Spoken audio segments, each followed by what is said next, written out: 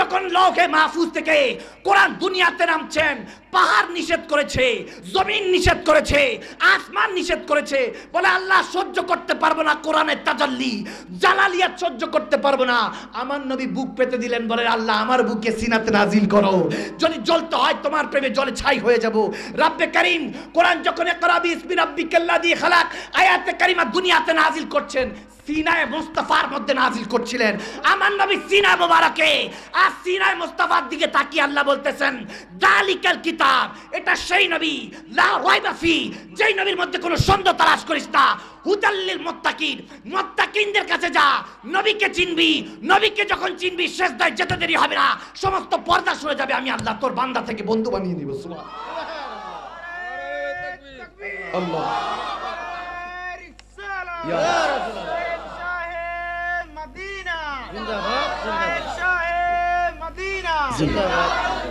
মুসলমান রসুনের কোয়ার মতো থাকিস, একসাথে হয়ে থাকিস। আমরাই তো সে মুসলমান যারা একটা খেজুর খেয়ে 3 দিন বদরের ময়দানের মধ্যে লড়াই করেছি।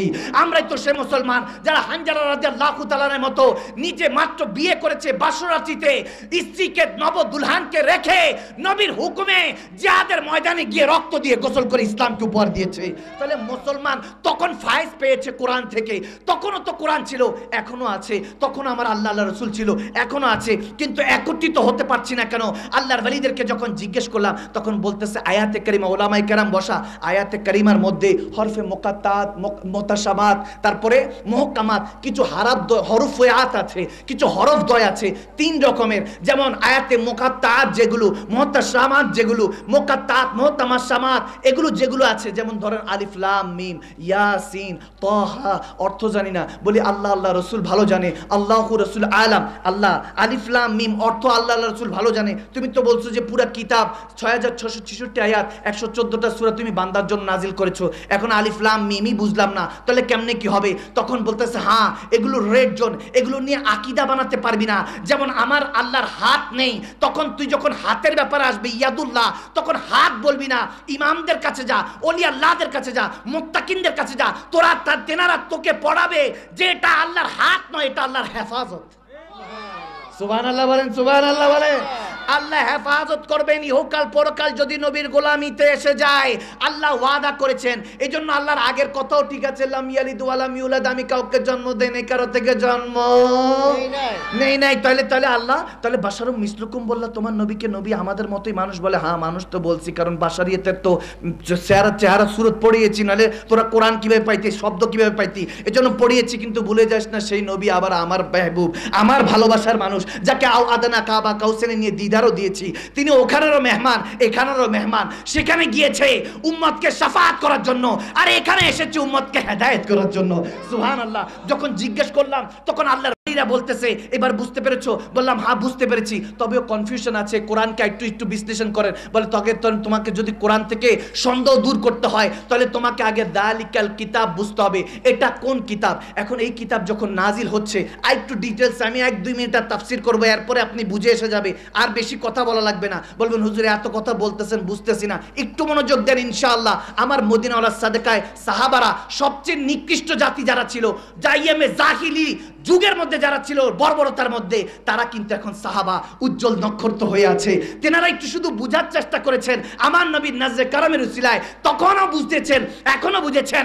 হ্যাঁ তখন নবী সরাসরি দিয়েছেন চোখ মোবারক দিয়ে নাজরে কারাম, এখন উম্মতকে পর্দার আড়াল থেকে দেন, কিন্তু এই পর্দা উম্মতের, আমার নবীর না। সুবহানাল্লাহ। যখন এরকম হলো তখন আল্লাহর ওলিদেরকে জিজ্ঞেস করলাম এবার কিতাবটা হিসাব করেন। বলতেছে তুমি কিতাব যদি বুঝতে চাও আগে কিতাব বুঝো। এখন গবেষণা করতে লাগলাম ইমামদের কদমে, আল্লাহর ওলিদের কদমে যেয়ে যখন গবেষণা করলাম, যালিকাল কিতাব, এটা সেই কিতাব। আচ্ছা এই কিতাব তো তখন ছিল না, কারণ ইকরা বিসমি রাব্বিকাল্লাযী খালাক, আমার নবীর উপরে যখন আয়াতে কারিমা কোরআন নাজিল হচ্ছে তখন আমার নবী বলতেছে জিবরাইল নিয়ে এসছে, এটা আরবি ভাষা। এখন তেনারা তো সবাই আরবি জানতো, এমন তো না যে তেনারা বাংলা কথায় কথা বলতেন, না ইংলিশে ফার্সিতে না, ওনারা আরবি ভাষা ছিলেন মদিনা মক্কাতে যারা থাকতেন। কিন্তু আমার নবী বলতেছে এটা মদিনা ভাষা, মক্কার ভাষা না, এটা আরশের ভাষা। মেনে নিয়েছেন। এখন বললাম যালিকাল কিতাব, এটা সেই কিতাব। আল্লাহ তুমি বলতেছো এটা সেই কিতাব, কিন্তু কিতাব হওয়ার জন্য তো কিতাব হওয়া লাগবে। মাত্র আয়াতে কারিমা নাজিল হচ্ছে, কেউ মুখস্থ করছেন, কেউ কলা গাছ পাতায়, কেউ চামড়ায় লিখে রাখছেন, কেউ পাথরে। এখন যদি আমি আপনাদেরকে বলি ব্রাহ্মণবাড়িয়া রাহমতপুরের বাসিন্দারা বলেন এটা কি কিতাব? মানি না, আমি এই আওয়াজে মানি না, সুর আরো জোরে বলতে হবে। এক কথায় মন থেকে বলবেন এটা কিতাব। এরপরেরটা কিন্তু আপনি নিতে পারবেন কিনা জানি না, কারণ আগে আপনি ভালো মতো বুঝে বলেন এটা কিতাব। বলবেন না হুজুর, মাদানী হুজুর কি বলেন, এটা তো পেজ, দিস ইজ পৃষ্ঠা, এটা পৃষ্ঠা, এটা পেজ। তবে এরকম যদি 200টা পৃষ্ঠা একত্রিত করি একটা কিতাব হয়ে যাবে, দেখতে কিতাবের মতো, বইয়ের মতো লাগবে, ঠিক কিনা? এরকম একসাথে যদি 500 পৃষ্ঠা করি, ছিটায় রাখি, কিতাব হবে? কিন্তু এটাকে যদি একসাথে করে মলাট বেঁধে যখন সেলাই করব, কিতাব হয়ে যাবে, ঠিক কিনা? জিজ্ঞেস করলাম আল্লাহর ওয়ালির কাছে, যখন আমার নবীর উপরে আয়াতে কারিমাগুলি নাজিল হচ্ছে তখন তো কিতাব ছিল না, কেউ মুখস্থ করেছেন, কেউ কলা গাছ পাতায় লিখে রেখেছেন, কেউ চামড়ায় লিখে রেখেছেন। আমার নবী তো কলম ধরে না। সবাই বলে আরে আমার নবী নবী নবী আগে আসেন নাই, কলম এসেছে আগে। আমি বললাম সুম্মা মাআজাল্লাহ, তুমি বলতেছো আন নবী উম্মি, আমার নবী সুম্মা মাআজাল্লাহ শিখেন নাই, মূর্খ বলছো আস্তাগফিরুল্লাহ। যে নবীর হাদিস পড়ে তুমি মুহাদ্দিস হয়েছো, সেই নবীকে বলতেছো তিনি কিছু লেখাপড়া জানতেন না, তিনি লিখতে পড়তে জানতেন না। কথা ঠিকই আছে, তিনি লেখেন নাই, কারণ যদি নবীজি লিখতে শুরু করতেন যে কোরআন আল্লাহ পাঠাচ্ছেন, এটা যদি নবী লিখতেন তাহলে সবাই বলতেন কোরআন আমার নবীর লেখা। এজন্য নবী কলমই ধরেন নাই। সুবহানাল্লাহ। কি বুঝলেন, কি বুঝলেন? আর একটু বুঝেন তাহলে, আর একটু মহব্বতে বুঝেন। যখন পেয়ারা নবী, যখন আয়াতে কারিমাগুলি নাজিল হচ্ছে, সবাই মুখস্থ করেছে। আমার নবীর ইন্তেকালের 50 বছর, 50 ইয়ার্স লেটার, 50 বছর পরে আবু বকর সিদ্দিকের হুকুমে ওসমানে গনি কোরআনকে আকার ধারণ করেছে। 6666 বানিয়েছেন, একসাথে করেছেন, করার পর 4খানা বানিয়ে পৃথিবীতে ছড়িয়ে দিয়েছেন। এর আগ পর্যন্ত এই কিতাব তো একত্রিত ছিল না। জিজ্ঞেস করলাম মওলা, এই কিতাব যে তুমি বলতেছো যেটার মধ্যে কোনো সন্দেহ নাই, এটা তো আজকে বুঝতেছি। যখন বলেছো সন্দেহ নাই, তখন তো এটার অস্তিত্ব দুনিয়াতে ছিল না, লওহে মাহফুজে ছিল। বলে হ্যাঁ, যা যা মুত্তাকিনদের কাছে যা। সিদ্দিক আকবরের কাছে জিজ্ঞেস করলাম, আপনি বলেন। ফারুক আজম ওসমানে গনি মওলা আলীর কাছে জিজ্ঞেস করলাম, আপনারাই বলেন, কারণ আপনারা হলেন প্রথম মুত্তাকিন। তখন মুত্তাকিনরা আওয়াজ করা শুরু করলো, বলল নাদান বান্দা বুঝোস নাই, যখন লওহে মাহফুজ থেকে কোরআন দুনিয়াতে নামছেন, পাহাড় নিষেধ করেছে, জমিন নিষেধ করেছে, আসমান নিষেধ করেছে। বলে আল্লাহ সহ্য করতে পারবো না কোরআনের তাজাল্লি, জালালিয়াত সহ্য করতে পারবো না। আমার নবী বুক পেতে দিলেন, বলে আল্লাহ আমার বুকে সিনাতে নাজিল করো, যদি জ্বলতে হয় তোমার প্রেমে জলে ছাই হয়ে যাব। রব্বে কারীম কোরআন যখন ইকরা বিসমি রাব্বিকাল্লাযী খালাক আয়াতে কারিমা দুনিয়াতে নাজিল করছেন, সিনায়ে মুস্তাফার মধ্যে নাজিল করছিলেন। আমার নবী সিনা মোবারকে আর সিনায়ে মুস্তাফার দিকে তাকিয়ে আল্লাহ বলতেছেন, যালিকাল কিতাব, এটা সেই নবী, লা রাইবা ফি, যেই নবীর মধ্যে কোনো সন্দেহ তালাশ করিস না।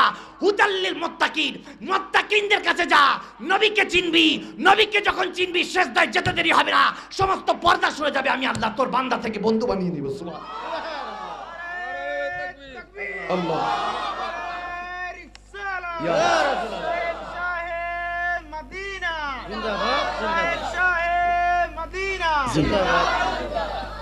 ক্লিয়ার? কি কষ্ট হয়েছে? কি খারাপ তাফসীর, কি খারাপ লেগেছে? কোরআনের তাফসীরে মজা আছে কি নাই? আওয়াজ দেন, আছে কি নাই? সবচেয়ে বেশি, সবচেয়ে বেশি আবু সাঈদ খুদরি রাদিয়াল্লাহু তাআলা থেকে একটা হাদিস মরবি। মদিনা শরীফে ছিলেন, হঠাৎ একটা সফরে বেরোলেন কয়েকজন সাহাবা নিয়ে। মুসলিম শরীফ হাদিস। সাহাবাদেরকে নিয়ে বেরোচ্ছেন, একটা গ্রামে গেলেন, যাওয়ার পরে দেখে ওখানে কেউ একটু পানিও জিজ্ঞেস করছে না। মেহমানদারি তো সুন্নত, ঠিক কিনা? তার মানে এলাকা কত বড় বড়, তাই আছে যে একটু পানিও জিজ্ঞেস করেন যে আপনারা বাইরে থেকে এসেছেন, মেহমান একটু পানি খান। কোন রকম খাওয়া দাওয়া করে রাতে ঘুমিয়ে পড়েছে। ওই এলাকার মধ্যে সর্দার ছিল, সর্দারের বিচ্ছু কামড় দিছে। কি কামড় দিছে?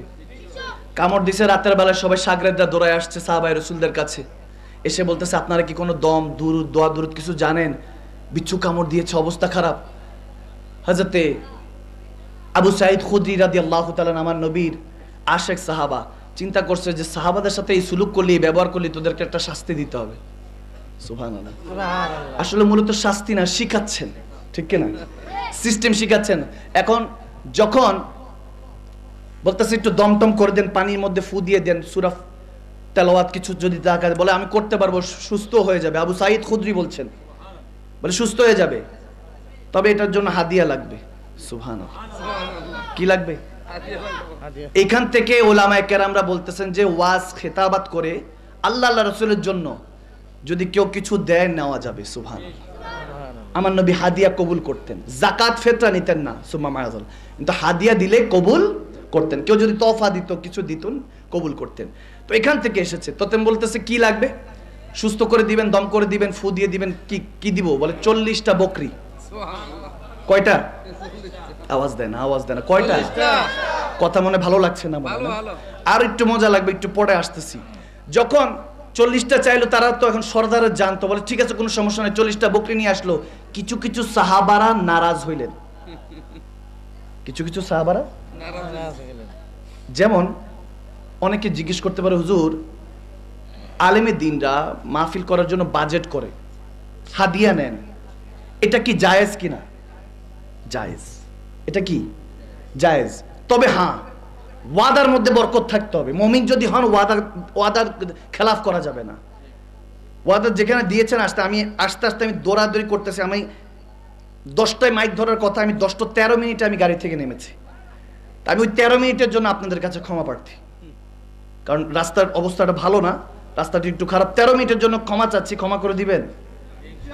আল্লাহ আল্লাহ রাসূলের জন্য মনে ক্ষমা করবেন না? মনে হয় ক্ষমা করবেন তো ইনশাআল্লাহ। আল্লাহ কবুল করুন, আল্লাহ আমাদেরকে মাফ করে দিক, আমিন বলেন। তো সাহাবারা কিছু নারাজ হলে বলে যে আপনি দম করতেছেন, কোরআনের ফয়েজ বরকত দিবেন, একজন মানুষকে সুস্থ করবেন, ফি সাবিলিল্লাহ খেদমত থাকবে, নবী এটা শিখেছে, আপনি হাদিয়া চাচ্ছেন 40টা বকরি। আবু সাঈদ খুরজি বলতেছে চাইছি, চাইয়া ফেলছি, মনে আসছে চাইয়া ফেলছি, পরেরটা পরে দেখবো, নবীর কাছে দরকার বলে গতকালকে যাবো। সুবহানাল্লাহ।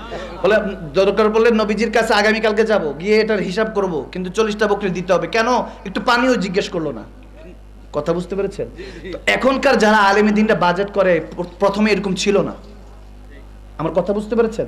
কিছু কিছু গ্রাম আছে যে গ্রামের মধ্যে অধপতন হয়ে আছে, আওয়াজ দেয় না, অধপতন হয়ে আছে। আমার শায়খ তরিকত বলতেন, যদি দেখো কোনো এলাকার মধ্যে মানুষ তোমাকে ইজ্জত করছে না, সম্মান করছে না, ভালোবাসছে না, মুনাফিক বেশি, খারাপ মানুষ বেশি, বুঝবা ওই এলাকার ইমাম, মুয়াজ্জিন, খতিব ইমানদার না। আওয়াজ দেয় না। ইমাম মানে নেতা, খতিব মানে নেতা, নেতার ভিতরে ঝামেলা থাকে, মুসল্লি সব বরবাদ। আওয়াজ দেয় না, ঠিক কিনা? আজ যদি দেখো তোমাকে ক্ষমা চাওয়ার আগে বলতেছে, হুজুর আপনাকে কি ক্ষমা করবো, আপনি আমার জন্য দোয়া করেন, বুঝবো এখানে ইমাম, খতিব, মুয়াজ্জিন সব ইমানদার। সুবহানাল্লাহ বলবেন না? আল্লাহর ওয়ালিদের কথা সত্য, হক, তেনার সত্য, এক্সপেরিয়েন্স নিয়ে বলেন, অভিজ্ঞতা অনেক বড় দামি জিনিস।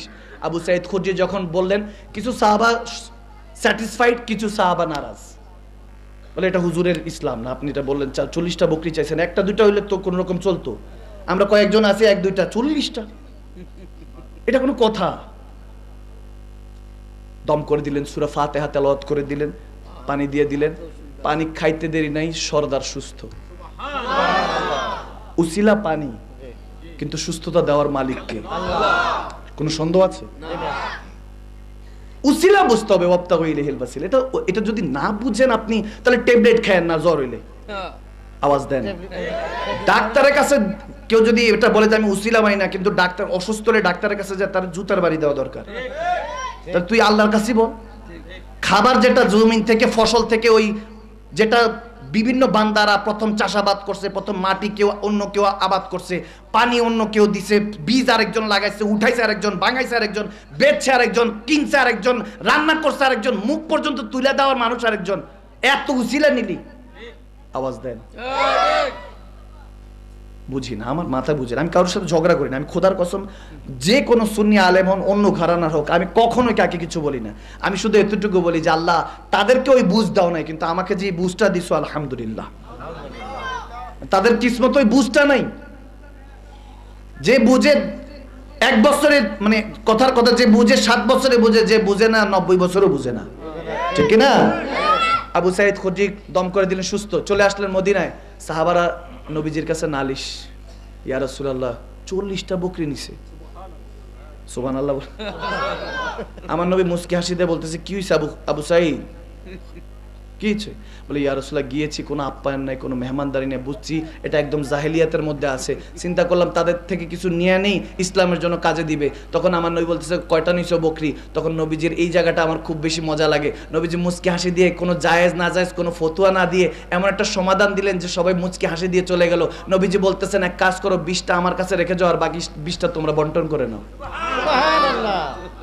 আল্লাহু আকবার, সুবহানাল্লাহ বলবেন না? আবার দেখেন ফিস বাড়ায় ফেললেন না, আলেম ওলামায়ে কেরামদের জন্য বলছি, মানে আবার হাদিয়া বাড়ায় ফেললে হবে না যে আমার 1 লাখ দিন, 1.5 লাখ দিন, 2 লাখ দিন, এরকম করলে হবে? ওটা বলি নাই। যেটা হলে আপনার পর্যাপ্ত সম্মান হয়, দূরত্বর পথ খরচ আছে, অনেক কিছু আছে, গাড়ি টাড়ি অনেক বিষয় আছে, ওটা যদি বিবেক বিবেচনা রাখে তাহলে আর কোনো আলেম আসলে আর হাদিয়া ডিমান্ড করবে না। খোদার কসম করে আমার নিজের একটা পার্সোনাল কথা বলি, যে কোনো একটা জেলার যে কোনো একটা এলাকায় প্রায় 12 ঘন্টা সফর করে গিয়েছি, 12 ঘন্টা, আজ থেকে প্রায় 7-8 বছর আগের কথা। দুঃখে কষ্টে 3 থেকে 3.5 ঘন্টা বয়ান করেছি, খাবারের কথা জিজ্ঞেসও করিনি, পরে ডিমান্ডও কোনো করি নেই, পথের কোনো খরচও নেই নেই।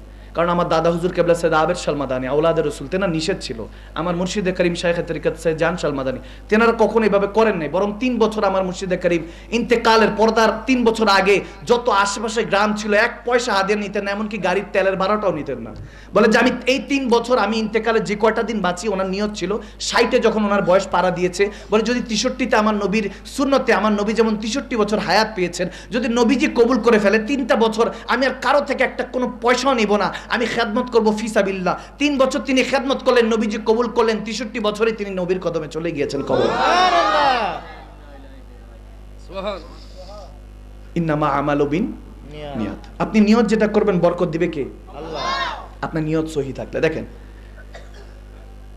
চট্টগ্রামে গেলাম, যে কোন একটা জেলার নাম চলে এলো আর কি, যে তো জায়গা কেউ ভুলে না, যেখানে যে ব্যথা পায় কষ্ট পায় এই জায়গা কেউ কখনো ভুলে না। এটা আসলে এরকম থেকে যায়, কোনো একটা দাগ দেখবেন ছুরি দিয়ে আঘাত করছেন ভুলে গেছে, কিন্তু কোনো একটা কথার আঘাত থেকে যায়, আওয়াজ দেয় না, ঠিক কিনা? যুবকরা বুঝবে, মন থেকে যায় না, এগুলো থেকে যায়। কিন্তু আমার পেয়ারা নবীর আদর্শ কিন্তু ওটাও মুছে ফেলতে হবে, সুবহানাল্লাহ।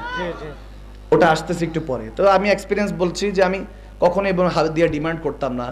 যে কোনো একটা জায়গায় গেলাম, হাদিয়াটা এতক্ষণ ওয়াজ করলাম, কোনো খাবারের কথাও জিজ্ঞেস করে না। মাহফিলের পর এক আল্লাহর ওলির উরুস শরীফের মাহফিল ছিল, মোনাজাত দিলাম, মানুষ পাবলিক চলে গেল, সাহেবের দাওয়াত কে দাওয়াত দিছে খুঁজেই পাই না।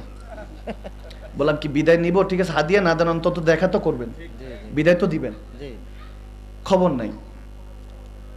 তারপর ওই দিন আমি চিন্তা করলাম, বুঝছি জামানা বুঝে খেদমত করার কথা নবীজি বলেছেন। আবু সাইদ খুদরির কথা মনে পড়লো, সুবহানাল্লাহ। তারপর এখন ফর্ম ফিল আপ করো, ভোটার আইডি কার্ড পাঠাও, চেয়ারম্যান সার্টিফিকেট পাঠাও, 5-10 হাজার টাকা বুকিং অ্যাডভান্স দাও, তারপর আসতেছি। এখন হলো সবাই মনোযোগ, হারি মাদানী সাহেব আসতেছে। তখন ফ্রিতে করছি, দাম নাই, এখন টাকা নিছি, দাম আছে। বুঝলাম দুনিয়াকে দুনিয়ার মতো চালাইতে হয়, এটাই সত্য, কিছু করার নাই। আমরা এত নাদান হয়ে গেছি, নাদান না হইলে সরকার ছাড়া এখন থাকি। সুমা মাজাল্লাহ, যে সরকার বলতেছে সরকারের বিরোধিতা, আমি সরকার টরকার আমি কাউকে গণি না। আমেরিকা প্রেসিডেন্ট বলেন, আমরা গণি না, আমরা মুমিনরা কখনো কাউকে গণে চলে না। আগের সরকারের লোক, এখনকার ভবিষ্যতে যারা হইতেও পারে বর্তমান বিরোধী দলের রাজনীতি দল, আলহামদুলিল্লাহ সুম্মা আলহামদুলিল্লাহ, ওয়ালা ফাখরা, অহংকার করে বলছে। বহুত মন্ত্রী মিনিস্টার গত 2 দিন আগেও দরবার থেকে ঘুরে গিয়েছে। আগামী জানুয়ারি 11 তারিখে উরুসে নবী সাল্লাল্লাহু আলাইহি ওয়াসাল্লাম আসতেছে, 40 লক্ষ মানুষের ব্যবস্থাপনা, সুবহানাল্লাহ, ইন্তজাম করছি। আমরা খানকাই মানুষ, এখানে আসার দরকার নেই, আসি শুধু বান্দার ভালোবাসা দোয়ার জন্য। আল্লাহ যাতে বলেন আমার নবীর ওয়ারিসরা এখনো নবীর উম্মতকে ভুলে নাই, সুবহানাল্লাহ। যে উম্মতের জন্য নবী রব্বি হাবলু উম্মতি বলে মদিনা শরীফে কাঁদছেন, তাদের খেদমতের জন্য, আপনাদের খেদমতের জন্য। কারণ খেদমতে খোদা মিলে, খেদমতে কি মিলে? খোদা মিলে। আমি খেদমত করছি, আপনারা শুনতেছেন, এটাও আপনাদের খেদমত হচ্ছে। তো যাই হোক, বারহাল ইনসানিয়ত, মানবতা সৃষ্টির জন্যই আমাদেরকে খেদমত করতে হয়। আর প্রথম হলো আপনাকে নবীর ভালোবাসা অর্জন করতে হবে। ফাত্তাবিউনি আহবিবুকুমুল্লাহ, নবীকে পাবেন তো আল্লাহ আপনার হয়ে যাবে, সুবহানাল্লাহ বলে। আদর্শ রাখবেন। এখন যে কথাগুলি বলতেছি বর্তমান আমাদের যত রকমের আমলা কামলা নেতারা আছেন তাদের জন্য। হুকুক শিখাচ্ছি, জমিনে বান্দার হুকুক। আপনার যেটা হুকুক, আপনার যেটা আল্লাহর পক্ষ থেকে হুকুম দেওয়া হয়েছে, মনে রাখবেন আপনি আজকে হাকিম, আজকে আপনি জজ, আপনি মিনিস্টার, মন্ত্রী হতে পারেন, আপনি যে কোনো পদে থাকতে পারেন, আপনি আজকে হাকিম হলো, আপনার উপর আহকামুল হাকিমিন আছে, ওখানে জবাব দিয়ে এটা করতে হবে। ওই কথা আমি আমার দিকে, কাউকে আঙ্গুল দিলে 4টা আঙ্গুল নিজের দিকে থাকে, আমি আগে দোষী, আমার কথা বলছি, আমি আমার ভালোর জন্য বলছি, বান্দার ভালোর জন্য রিভাইজ দিচ্ছি। হযরত ওমর ইবনুল খাত্তাব রাদিয়াল্লাহু তাআলা, যিনি 12 বছর পুরো দুনিয়া শাসন করেছেন, সুবহানাল্লাহ, তেনার কাছে 2 ছেলে, এক ছেলেকে ধরে নিয়ে আসলো, 2 ভাই এক ছেলেকে ধরে নিয়ে আসলো, ইয়া আমিরুল মুমিনিন, সে আমার বাবাকে অন্যায়ভাবে হত্যা করেছে, বিচার চাই। কি চাই? আওয়াজ দেন না, কি চাই? বিচার চাই। আমিরুল মুমিনিন হযরত ওমর ইবনুল খাত্তাব, যাকে দেখলে শয়তানও 40 দিন পর হাঁটতো না, যে রাস্তা দিয়ে ওমর হেঁটে যাবে, সুবহানাল্লাহ। এটা কিন্তু মানে ওনারা আয়াত, এটা মানে, কিন্তু নবীজি আমাদেরকে চিনি এটা মানে না। সুম্মা মাআযাল্লাহ। একজন বলতেছে আমার কাছে, অনুভাবে নিবেন না, একজন এসে বলতেছে, হুজুর, একজন আলেম দ্বীন আর কি, অন্য ঘরানার। আমি বললাম, উনি আমাকে বলছে, হুজুর, প্রিয় নবী সাল্লাল্লাহু আলাইহি ওয়াসাল্লাম বলেছেন হাদিসের মধ্যে যে হাসরের ময়দানে জিবরিল ফেরেশতারা পরিচয় করাবে, ইয়া রাসূলুল্লাহ, এটা আপনার আশিক, এটা আপনার উম্মত, আপনি চিনবেন। আমি বলবো, হ্যাঁ হ্যাঁ চিনতে পেরেছি। তখন আপনি সুপারিশ করবেন, জান্নাতে নিয়ে যাবেন, জান্নাতে নিয়ে যাবেন। আপনারা যে বলতেছেন মা কানা ওয়া মা ইয়াকুন ওয়া আল্লামাকা মা লাম তাকুন তাআলাম ওয়া কানা ফাদলুল্লাহি আলাইকা আযীমা, আপনারা যে কোরআনের কথা বলতেছেন, নবীজি সমস্ত ইলমে গায়েবের খবর জানে, ইলমে গায়েব সবকিছু জানে, সমস্ত উম্মতকে চিনে। যদি সত্যি সত্যি চিনে থাকতো, তাহলে ওই দিন হাসরের ময়দানে ফেরেশতাদের কেন প্রয়োজন হলো নবীকে চেনার জন্য? কথাটা ঠিক আছে, কারণ নবীজির হাদিস বর্ণনা করছে। আমি তাকে বললাম যে এদিকে বসো। আমি বললাম, তোমার মতো নাদান আর আমি জীবনে দেখি নাই। আওয়াজ দেন। আমি বললাম, বাবা বললি তো হাদিস, দেখতে মনে হচ্ছে যে আপনি আলেম মানুষ, অন্য ঘরানা হতে পারেন। বলেন, আপনাকে আমি অনেক শুনি, আপনি কাউকে কখনো ছোট করে কথা বলেন না, বোঝানোর চেষ্টা করেন। আমি বললাম, হ্যাঁ, বুঝাবো না কেন? বুঝার বিষয়, ইসলাম মানার বিষয়, শোনা কিংবা বলার বিষয়। তবে দায়িত্ব হলো বুঝানো। ঝগড়া কেন করবো যেখানে সমাধান অপেক্ষা করছে? সুবহানাল্লাহ, ঠিক কি না? আমি বললাম যে দেখেন ভাই, আপনাকে একটু ছোট্ট ভাবে বলি যে এই যে হাসরের ময়দানে কি হবে, ফেরেশতা চিনাবে, উম্মতকে শাফাআত করবে, এগুলো বলতেছে কে? আওয়াজ দেয় না। বললাম, এগুলো 1450 বছর আগে বলতেছে কে? আমার নবী। নবী শিখাচ্ছেন, ওই হাদিস পড়ে আপনি এখন মুহাদ্দিস। আমার নবী বলতেছেন যে আমাকে চেনানো হবে, আমি সুপারিশ করব। তো নবী তো আগে থেকেই জানেন, তাও কি বলতেছেন আগে, আপনি বলতেছেন এখন। নবী বলতেছে 1450 বছর আগে। নবী ওই অবস্থায় কাউকে শিখাচ্ছেন, সাহাবাদেরকে শিখাচ্ছেন, মুত্তাকিনদের কি শিখাচ্ছেন? নবী ওই অবস্থায় শিখাচ্ছেন। কখনকার কথা? কিয়ামতের পরের কথা। আর আপনি বলেন ইলমে গায়েব। বুঝা গেছে? আমার আলেমে দিন জেনারা, এনারা জগ পাইতেছে, ওনারা মজা পাচ্ছে, ওনাদের মধ্যে একটা ভালো লাগছে। আমি জানি না আপনাদের কেমন লাগছে। আমি ওলামায়ে কেরামদেরকে নিয়ে বসলে আমাদের কথাবার্তা একটু চেঞ্জ হয়ে যায়, একটু এলমানি, একটু মহাব্বতের, একটু আমার নবীর প্রেমের কথাটা ডুব দিয়ে শুনতে মন চায়। তো যাই হোক, বারহাল তখন সে বুঝতে পেরেছে এবং তার ইলমে গায়েবের প্রতি আর কোনোভাবে কোনো দ্বিধাদ্বন্দ্ব নাই। তখন বলল, হুজুর, যে নবীজি তো বখিল করবে না, উম্মতকে সব তো জানিয়ে যাওয়ার কথা, তাহলে 5 ওয়াক্ত নামাজ, সব শরীয়ত তরিকত হাকিকত সব তো বলে যেতেন, আমার নবী কেন তাহলে সবকিছু জানিয়ে গেলেন না? আমি বললাম, জানিয়ে গিয়েছেন, যাদের কাছে জানিয়ে গিয়েছেন তাদেরকে ওয়ারাসাতুল আম্বিয়া বলে, তাদের কাছে যান, সবই জানতে পারবেন। সুবহানাল্লাহ। সাধারণদের কাছে সবকিছু আসবে না। সাধারণদের কাছে আছে 5 ওয়াক্ত পড়ো, মুমিনের কাছে আসছে মাঝে মাঝে তাহাজ্জুদ পড়ো। আওয়াজ দেয় না। ওয়ালিদের কাছে আসছে তোমরা সালাতুল আওয়াবিনও পড়ো। আওয়াজ দেয় না কেন বাবা? কি বোঝা যাচ্ছে না কথা? ইশরাক পড়ো, নামাজ বহুত আছে, 5 ওয়াক্ত নিয়ে পড়ে রইছেন, হিসেব দাইমি সালাত, বহুত সিস্টেম আছে, পজিশন অনুযায়ী ইবাদত করতে হবে, আল্লাহ কবুল করে, ঠিক না? বারহাল যেটা বলছিলাম, হযরত ওমর ইবনুল খাত্তাব, মনোযোগ আছে নাকি শেষ করে দিব? আমি যেহেতু 10টা 13তে স্টেজে উঠছি, অলরেডি 12টা বাজে। আল্লাহু আকবার, সুবহানাল্লাহ বলবেন না? হুজুর হয়তো 10:30টার দিকে ছেড়ে দিয়েছেন, 1-1.5 ঘন্টা হয়ে গেছে, আমার খবর নেই। আমার মনে হচ্ছে মাত্র 2 মিনিট হয়েছে, নাকি আজকে ছেড়ে দিব, মনে হয় ঠান্ডা ঠান্ডা লাগতেছে, শীত টিত পড়ছে অনেক। করা চলবে না একটু আরো 2-4? আপনাদের জজবা হইলে ফজর, আপনারা যদি চান তাহলে ফজর পর্যন্ত, কোনো সমস্যা নেই ইনশাআল্লাহ। ঠান্ডা লাগছে না তো যুবক? কম্বল বালিশ ডাকতেছি নি? আচ্ছা, আল্লাহ কবুল করুক, আমিন বলেন। হেদায়েত তো আসলে প্রতিদিন ঘরে আসে না, ঠিক কি না? বাড়িতে এলাকায় যখন মাহফিলগুলি হয় আল্লাহ হেদায়েতের জন্য পাঠান, ঠিক কি না? ওয়ারাসাতুল আম্বিয়াদেরকে পাঠান। আল্লাহ আমাদেরকে বুঝার তৌফিক দান করুক, আমিন বলেন। আচ্ছা, যেটা হাদিসটা বলছি, ইমাম জওজি আলাইহির রাহমাহ বর্ণনা করছেন, দুই ভাই এক যুবককে ধরে নিয়ে আসছে, তার বাবাকে হত্যা করা হয়েছে। আমিরুল মুমিনিন ওমর ইবনুল খাত্তাবের কাছে বিচার চাচ্ছেন। ইয়া আমিরুল মুমিনিন, বিচার করেন, আমাদের বাবাকে অন্যায়ভাবে হত্যা করেছেন। জিজ্ঞেস করলেন হযরত ওমর, তুমি কি মেরেছো? বলে ইয়া আমিরুল মুমিনিন, বুঝি নাই, রাগের চোটে হয়ে গিয়েছে। কেন, কি হয়েছে বিস্তারিত একটু শোনার জন্য। আসলে আমি আমার উটটাকে বা আমার যে পশুটা ছিল হাদিসে মতান্তর, সেটাকে আমি চরওয়াতে রেখে আমি একটু বিশ্রামে গিয়েছি। কোন ফাঁকে তার রশি চিরে গিয়েছে, যাকে আমি অন্যায়ভাবে হত্যা করেছি, আমি স্বীকার করছি আমি হত্যা করেছি, তবে এটা অন্যায়ভাবে করেছি। এজন্য বললাম মাথা মেজাজ ঠিক ছিল না, এজন্য হয়ে গিয়েছে। উটটা গিয়ে তার বাগানে আক্রমণ করেছে, ফসল ধ্বংস করেছে, মনে রাগ হয়েছে, আমার উটটাকে মেরেছে, আমার কষ্ট লেগেছে। আমি পশুটাকে ভালোবাসি, প্রাণীটাকে আমি দেখভাল করে, আমার ভালোবাসা আছে।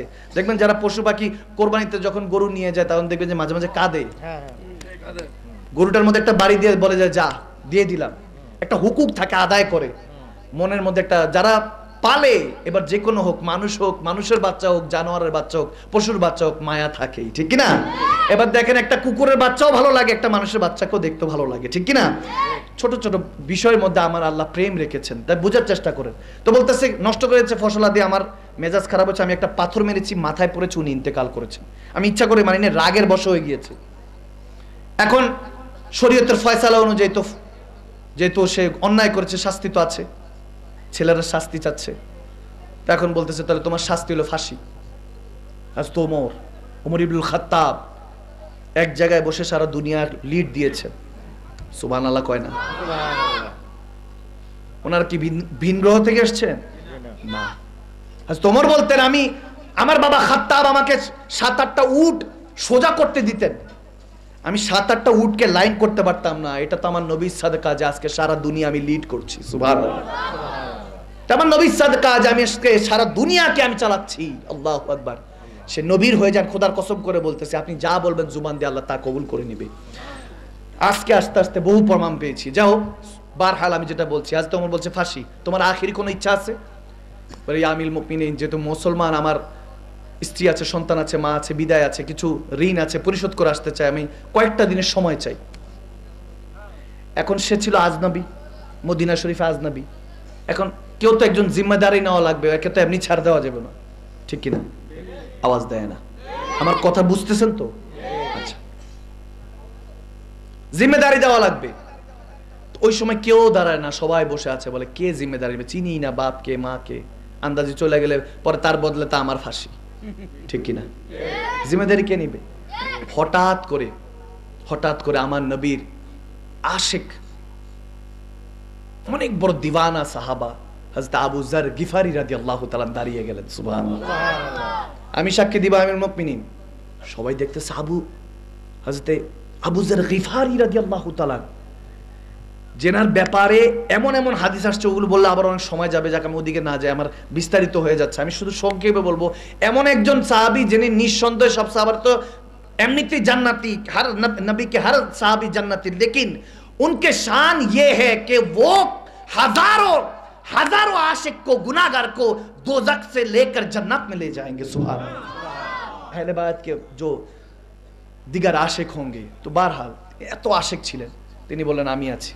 সবাই অবাক, সবচেয়ে বড় বুজুর্গ, আমার নবীর সাহাবাদের মধ্যে বুজুর্গ, বয়স্ক। তখন সবাই তো বলতেছে কিভাবে কি, চিনে না, জানে না। এখন তো কথা অনুযায়ী বলে সিগনেচার দেন, সিগনেচার হলো, ঠিক আছে, অমুক তারিখ শুক্রবার, জুমার পর বাদ জুমা ফাঁসি কার্যকর হবে। ওই যুবক শুকরিয়া আদায় করলো আবু যার গিফারির, পরে অনুমতি নিয়ে চলে গেল। সপ্তাহ পার হচ্ছে, দিন পার হচ্ছে, দেখতে দেখতে জুমা চলে আসলো, নামাজ হলো। চিঠি পাঠিয়ে দিলেন হযরত ওমর ইবনুল খাত্তাব, চোখের পানি পড়ছে হযরত ওমরের। এখন ওই ছেলে তো আসে না, ওই যুবক তো আসে না, চোখের পানি পড়ছে, এখন তো ফাঁসি তো দিতে হবে। পুরা মদিনা শহরের মধ্যে একটা অন্যরকম অবস্থা। 5ই আগস্ট যে অবস্থা হয়েছে এরকম অবস্থা, অনেকটা আর কি মিলাচ্ছি না, সুম্মা মাআযাল্লাহ, বোঝানোর জন্য, যাতে মাথায় ঢুকে যে হায় হায় সরকার নাই, কিছু নাই, কি জানি হয়। কেউ কেউ বলতেছে যে মানে জালেম দূর হলো, আমরা আগে মজলুম ছিলাম, জালেমকে দূর করেছি, এখন আমাদের অবস্থায় মনে হয়েছে মজলুম থেকে যখন আসনে বসেছি আমরা আবার জালেম। তাহলে কি হলো? কেউ একজন আপনার দলের না, সে আগে দল করেছে বা কিছু করেছে, তার যা মন চায় তা, নেতা দোষ করেছে, কর্মীকেও শাস্তি দিচ্ছেন, পাইকারি সবার জেলখানায় ঢুকাইতেছেন, তাহলে আপনারা আর তেনার মধ্যে পার্থক্য রইল কই? আওয়াজ দেন। তিনিও জুলুম করছেন, আপনিও জুলুম করছেন। আদর্শ হলো আমার নবীর। যখন মক্কা থেকে আমার নবীকে মদিনা হিজরত করতে বাধ্য করেছে, নবী যখন ১৬ লক্ষ সাহাবাকে নিয়ে মক্কা ফাতেহ করলেন, জয়ী হলেন, নবীজি যখন মক্কায় কদম দিয়েছেন, কাফেররা থরথর করে কাঁপছে। আজকে জানি মোহাম্মদ আরবি কি সুলুক করে, কি ব্যবহার করে, তার খানদানের সাথে তেনা সাহাবাদের সাথে যে জুলুম করেছি, আজকে জানি কি করে। নবীজি কদম দিয়ে বলতেছে সবাইকে ক্ষমা করে দিয়েছি। সুবহানাল্লাহ। ভালোবেসে বিশ্ব জয় করতে হয়, ঠিক কি না? ক্ষমা করে জানতে হয়, ক্ষমা করতে জানতে হয়। আপনি আগেরটা কেন ফলো করবেন? আপনি নতুন করে করবেন, সব ক্ষমা, সব মাফ করে দিয়েছি, নতুন করে আল্লাহ আল্লাহ রাসূলের পথে আসো, ঠিক কি না? চান্স দেন, ২-৪টা চান্স দেন, না পরিবর্তন হলে পিডান, মারেন, সমস্যা নাই, জেলে দেন, শাস্তি রাখেন, কোনো সমস্যা নেই। একজনের জন্য ১০ জনকে সাজা দেওয়া যাবে না। আমাদের কিসমত খারাপ। যে হোক, সুমা মাআযাল্লাহ, বুঝানোর জন্য বলছি এগুলো। মদিনা শরীফের মধ্যে হট্টগোল কি হবে আজকে? আবু যার গিফারির ফাঁসি হয়ে যাবে, সুম্মা মাআযাল্লাহ। চিঠি পাঠালেন, হযরত ওমর চোখের পানি পড়তেছে, লিখে পাঠালেন, ভাই আসবেন তো? তিনি সালামের উত্তর দিলেন, আমি আসতেছি জুমার নামাজ পড়তে। সুবহানাল্লাহ। वो थोड़ी जाएंगे, वो तो आशिक है, वो तो पहले आएंगे, क्योंकि मर के पहुंचा हूं यहाँ इस दिलरुबा के वास्ते। तेना तो मृत्यु চায়, জানে মৃত্যু হলো একটা সেতু, মৃত্যু সেতু এখানে দুনিয়া, কিন্তু ওপারে মোস্তফা খোদা, ঠিক কি না? মুমিনরা মৃত্যু কামনা করে সব সময়, আল্লাহ আমাকে মওত থেকে, মৃত্যুকে ভয় পায় না মুমিনরা, সত্যি কথা বলছি। আমি ঘর থেকে বেরোনোর সময় বলি যে বাঁচলে গাজী মরলে শহীদ। আমার বিবিকে বলে আসি, আমার আম্মা হুজুরের কদম ছুঁয়ে এসে বলি, মা দোয়া করবেন, যাচ্ছি, বাঁচলে গাজী মরলে, আওয়াজ দেন না, মরলে শহীদই তামান্না রাখবেন, যে শহীদ হতে হবে, শহীদ হতে হবে, মনে রাখবেন। নূর ইসলাম ফারুকী রাহমাতুল্লাহ আলাইহি শাহাদাতের জাম পান করেছেন। সুবহানাল্লাহ। জামানা কি ভুলে গেছে? আওয়াজ দেন না, ভুলে গেছে? ভুলবে? কোন কিতাব লেখছে উনি? কিছু লিখে গিয়েছে? কোনো কিছু করে গিয়েছে? কোনো মাদ্রাসা কোনো কিছু কিচ্ছু করে নাই, কিন্তু নবীর প্রেমে জীবন দিয়ে গিয়েছে, এই জন্য জামানা মনে রাখবে, ঠিক কি না? যারা আল্লাহর জন্য, রাসূলুল্লাহর জন্য জান দেয়, তারা কখনো ভুলে না, শুধু ভুলে না, তারা কখনো মুর্দা না, তারা সব সময় জিন্দা, ঠিক কি না? আশিক রাসূলুল্লাহর কলবে জিন্দা। আবু যার গিফারি আসলেন, ফাঁসির মঞ্চে আস্তে আস্তে উঠতেছে। এতদিন জল্লাদ কখনো কোনো দিন কাউকে ফাঁসি দিতে হাত কাঁপে নাই, আজকে জল্লাদের চোখ দিয়ে পানি পড়ছে, কাঁপতেছে, কাকে ফাঁসি দিব? যে জীবনে কোনো গুনাহ করে নাই, আরেকজনের গুনার জন্য তাকে ফাঁসি দিব? জল্লাদের হাত কাঁপছে, কি করব? ওমর ইবনুল খাত্তাব, আমার নবী বলেছেন, আমার পরে যদি কেউ নবী হতো, নবুয়তের রাস্তা তো শেষ, কিন্তু নবী হলে ওমর হতো। সুবহানাল্লাহ। ভয় পেত সবাই, তাজিম করতো, সম্মান করতো। আসলে ভয় না, সবাই তাজিম করলে আদব রাখে, আজিজি নিয়ে কথা বলে, ঠিক কি না? আজ তো ওমর, জল্লাদ কাঁপছে কাঁপছে। ফাঁসির যখন দড়ি পড়ানো হলো, আবু সাইদ খুদরি কলমা পড়ছেন, আল্লাহু আকবার, কলমা পড়ছেন। আমার নবীর সাহাবাদের ইশক অন্তরে রাখুন, খোদার কসম করে বলছি, ওনাদের মতো নাজারা, ওনাদের শিক্ষা, ওনাদের নবীর দিক থেকে যে শিক্ষা ওনারা পেয়েছেন, যে উদারতা, যে ভালোবাসা, যে সুলুক, যে আজিজি, যে ইবাদত, যে মহাব্বত তেনারা হাসিল করেছেন, পৃথিবীর বুকে আর কেউ এভাবে হাসিল করেন নাই। এই জন্য আমার নবীর সাহাবাদের দাম সবচেয়ে উপরে, সবচেয়ে উপরে। কখনো কোন নবী সাহাবাদেরকে নিয়ে ছোট করবেন না। সুম্মা মাআযাল্লাহ, আমরা নবীর শানে বেয়াদবি করি, মা খাদিজাতুল কোবরাকে নিয়ে বেয়াদবি করে ফেলি। আমাদের কিছু আলেমরা মা খাদিজাতুল কোবরা, মা আয়েশা সিদ্দিকাকে সুম্মা মাআযাল্লাহ এভাবে কটূক্তি করে। আমার ভয় লাগে, নিজের মাকে নিয়ে বলে দেখ, যদি মুমিনদের মাকে নিয়ে কথা বলো, আমার নবীর স্ত্রীগণরা মুমিনদের মা, তাহলে নিজের মাকে নিয়ে, ক্যারেক্টার নিয়ে কথা বলে দেখ। সুম্মা মাআযাল্লাহ, মা খাদিজাকে বলতেছিস, সুম্মা মাআযাল্লাহ, মুমিনের মাদেরকে, আমাদের মা জানকে, আম্মা জান কেবলাদেরকে নিয়ে বলছিস, দুইবার তালাক খেয়েছে, সুম্মা মাআযাল্লাহ। বয়স বেশি ছিল আমার নবীর থেকে, সুম্মা মাআযাল্লাহ। মা আয়েশা সিদ্দিকা বলতেন, তিনি তো চলে গিয়েছেন, বৃদ্ধ ছিল, আমরা যুবতী, সুম্মা মাআযাল্লাহ, আস্তাগফিরুল্লাহ, আল্লাহ আমার জুবানে এটার যদি কথা আনে, আমার জুবানকে ধ্বংস করে দেখ, আমার রূহকে নাজাত করে, এই মুহূর্তে আযাব দিয়ে কেন আমাদেরকে ধ্বংস করে দেখ এখানে, যদি এরকম বেয়াদবি করি। আস্তাগফিরুল্লাহ, এগুলো কথা বলি আমরা, এগুলো বলছি, একটু আদব রাখি না আমার কথার মধ্যে। কাদের ব্যাপারে কথা বলছি? যাদের উচিত আল্লাহ গুনাহগারদেরকে জাহান্নাম থেকে জান্নাতে দিয়ে দিবে। তেনাদের কথা বলার সময় কেন জুবানে আমরা আদব রাখবো না? সুম্মা মাআযাল্লাহ আদিনি কুল্লি আদব, আদব প্রতিষ্ঠা করবেন। কাঁদছে যখন ফাঁসি ফলানো হলো, দূরে সবাই বলতেছে, যখন সবাই কাঁদছে, হঠাৎ একজন